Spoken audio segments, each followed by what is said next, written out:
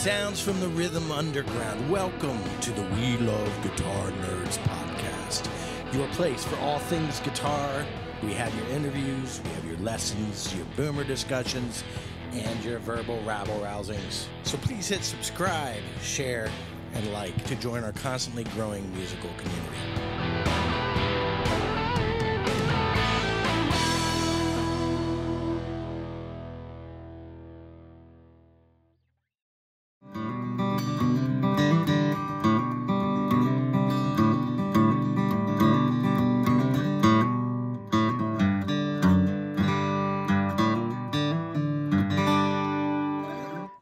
Hi, I'm Rod Gels, and welcome to We Love Guitar Nerds, what to practice on the guitar for beginners, and welcome to the guitar. If you're a beginner, you're at the right place.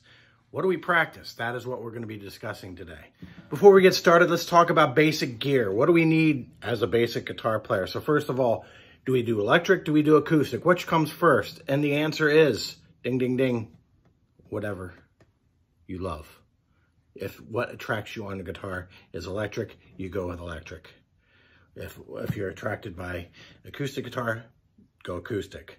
There's nothing more damaging to a person who is enthusiastic about playing the instrument than to be given an instrument that isn't able to pull off the sounds that the student wants to learn to play. So if you're a parent out there, don't buy your kids the cheap guitar thinking that if he sticks with it, we'll get him a better one. It doesn't have to be an expensive guitar, but it has to be a fitting guitar, and it has to be a playable guitar. If you buy them a guitar that is unplayable, he's not going to stick with it because it's hard to play. It doesn't stay in tune. It's nasty. Okay, it makes for a nasty experience. So with that said, what other gear do we need? We need a guitar. We need a guitar that stays in tune. We need a guitar that's playable. Doesn't have to be a Taylor. The strings on this guitar are close to the fingerboard. Thank you, Jeff Hostetter. And what we need is we also need a guitar pick. And I have something on this, a guitar pick. We need thin to medium pick to start off.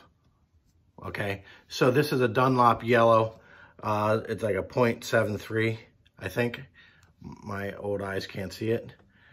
All right, so that, and we also need one of these things. This is a lifesaver. This is called a Snark guitar tuner that you stick on your headstock and you tune your instrument. You should never play out of tune.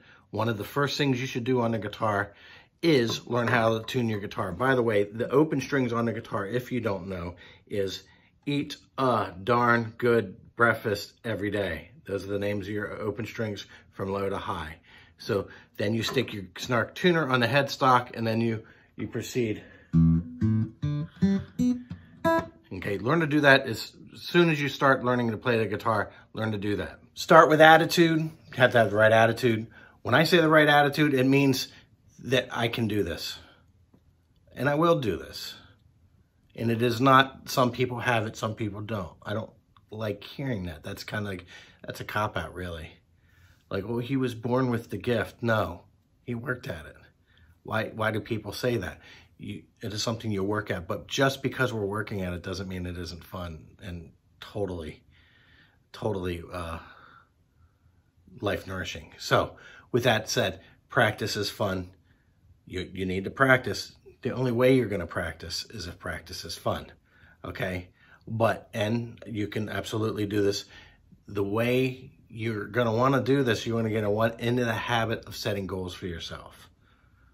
Set a goal, say, I want to learn how to play a song. Goal number one. Goal number one, I want to learn how to play a song. Okay. Next is strategy. Beginners need to address three things, and three things only. First is motor skill, left and right hand, picking hand, fretting hand. These are frets, by the way, on your fingerboard. And that's your fretting hand, your picking hand, and getting them together, all right? Then we have musical skills and musical concepts like rhythm, melody, and chords and tempos and sounds and recreating sounds. These are musical concerns. Lastly, what I teach and what I think all of you should be thinking about is survival skills. What do I need to keep the gig, so to speak?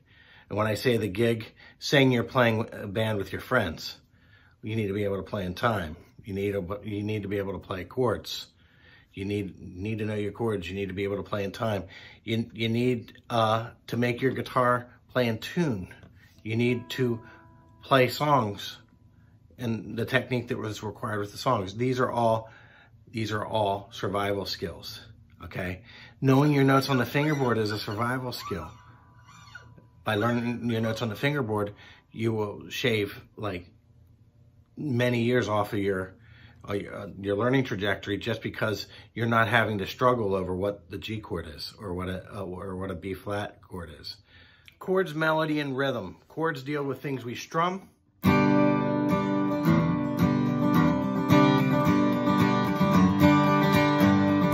Yeah. Melody deals with things that are singable. Doesn't have to be sung. Okay, guitar riffs are melody. Most guitar solos are rooted in melody. Guitar hooks are rooted in melody. Melody is anything that is singable. If it is a tune that you can hear, it is a melody. Okay, rhythm deals with the placement of notes, placement of notes and chords on that musical grid, like we.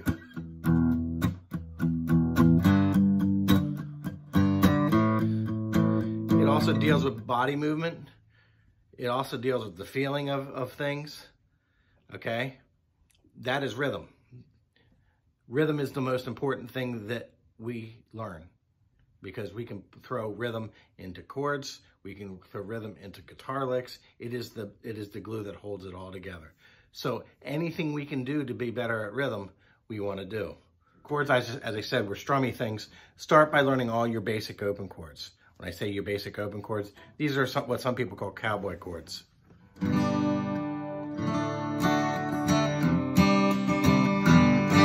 Okay, those are what some people call cowboy chords. They're in every style of music, and they're the easiest things to learn, okay? And everything else kind of comes from that. We play power chords, we learn what power chords are, on how they're different than open chords, okay? So even if you play electric guitar, which is fine, start with your open chords.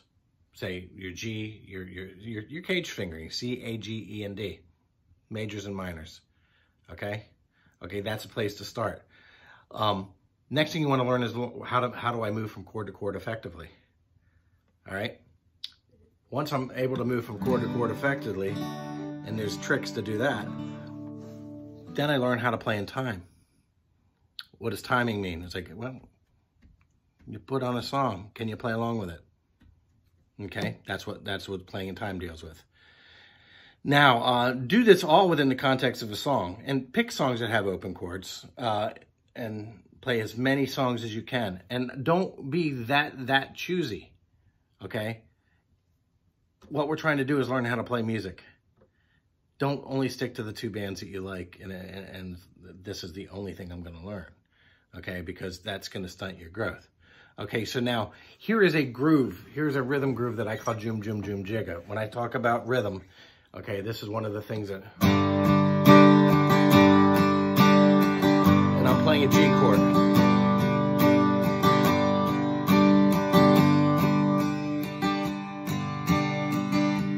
So that's Joom Joom Joom Jigga, Joom Joom Joom. That's playing in rhythm. That's playing in time. These are lessons in that. It doesn't have to be any more complex than that. Can't forget power chords. As a beginner, power chords are something that makes everybody more in tune with the music that they hear, if you like the sounds of rock guitar. If you don't, then forget power chords, because they are...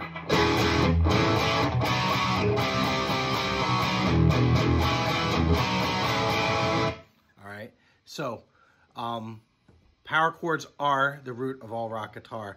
We can wrap our rhythms around power chords. We can wrap our techniques around power chords. We can play songs, thousands of songs with power chords. These are a beginner kind of thing, first year kind of stuff, and they're immensely fun. And you can feel wow, that's how you do it.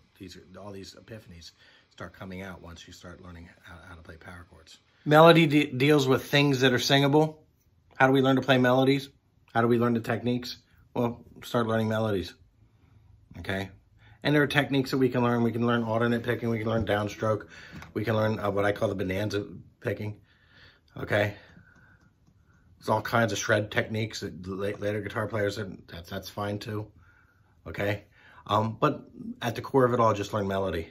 Just learn melodies, okay? Your time is not wasted by doing that. So all the great lead guitar players have a root in some sort of melody. Also learn the blues. You want to learn the blues, and you want to learn blues melody. It's the root of so much that is American music and also guitar music. Okay, it's country, it is jazz, it is everything. Okay, it's the roots of all American music is in the blues. So with that said, all your melodies, like the blues musician would do, all your melodies are memorized. Guitar players don't go on stage with a music stand in front of them. That's not the guitar player experience. All right, master a few riffs.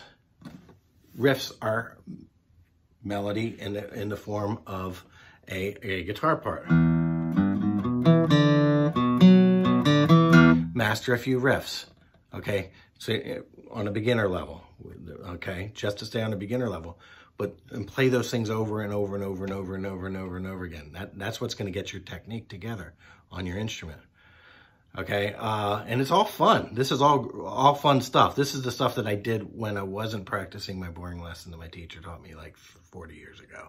So learn the basics of technique as it applies to music, song, riff, or whatever song you're working on. We learn the techniques as it applies to the song that we're working with. Okay, down picking, scale playing, or riffs playing, all that kind of stuff can be learned within the context of real music. Rhythm deals with feeling the beat. And by feeling the beat, it makes the learning process a whole lot easier. So rhythm, it is the essential thing for all musicians. Rhythm, if you don't have rhythm, you can't play with people, okay? So chords, melody, rhythm, it deals with, as I said, rhythm deals with feeling the beat, playing the notes and the chords in the right places at the right time with the right touch, all right? So anything we can do to be better rhythm players, we want to do, anything. Playing along with music is absolutely essential. Playing along with tracks. Imitating the guitar players that you idolize. That's absolutely essential. Okay? Also, and we're going to talk about reading later on, learn to read rhythmic notation. Anything that gets you to understand rhythm better is something we want to learn. All right? So, with that said, whole notes are worth 4 counts. So if I say 4 counts, this is a rhythm. 1, 2, 3, 4, 1. It's kind of a musical grid. Okay? Now there's whole notes, there's half notes, there's quarter notes, there's eighth notes, there's 16th notes, there's triplet rhythms. All of these things eventually should be checked out. Okay? Whole, half, quarter, eighths. We'll say whole notes, half notes, quarter notes, eighth notes. That's beginner stuff. Let's learn that. Now, reading is a survival skill. Yes, it is, but we do not, as a beginner guitar player, we don't have to learn to read everything. We don't.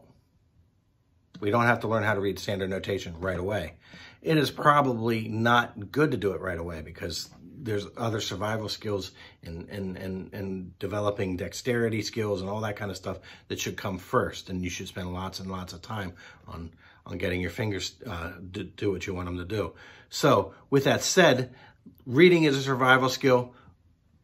Reading chord diagrams, reading tablature, reading a chord chart, and also reading rhythmic notation, as I've said before, is absolutely it's a basic but absolutely fundamental skill that we want to be getting down.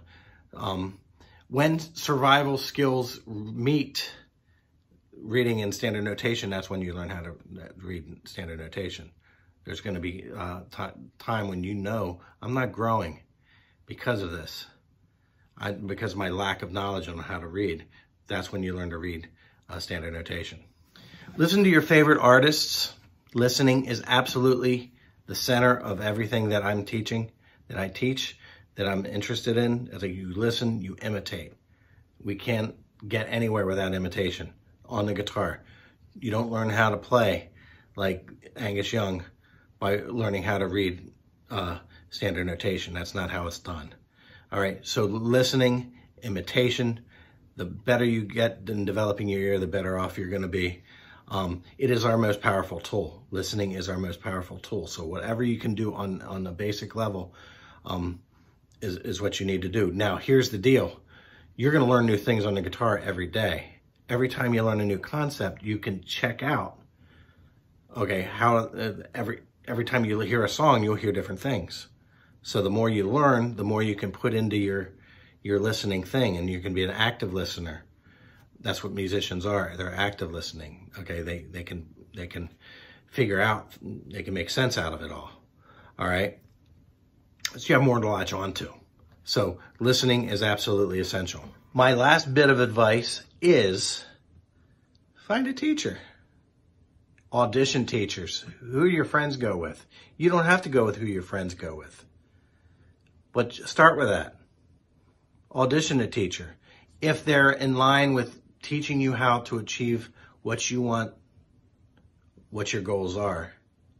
If they're in line with, I'm going to teach my student also how to play with other people, how to communicate on an instrument. Okay. If there's a bit of improvisation in there, improvisation's really good. Okay. But whatever, you understand vibe. You know what this guy works for me. And if he doesn't, there's a world of teachers out there. Okay. Guys or gals. Some of my greatest teachers have been girls, women. So with that said, study with somebody. That can make things a whole lot easier. Every week is an epiphany. You learn something new about music. You learn something new about the guitar. You learn, and it's, the discovery happens so much more quickly if you have somebody who is your coach. That's it for now. This is Rod from We Love Guitar Nerds signing out. I wish you nothing but success in playing guitar in this journey. Okay, it's a fun one. It constantly a giving one that I hope you get as much out of it as I've gotten. So, and until next time, I'll see ya.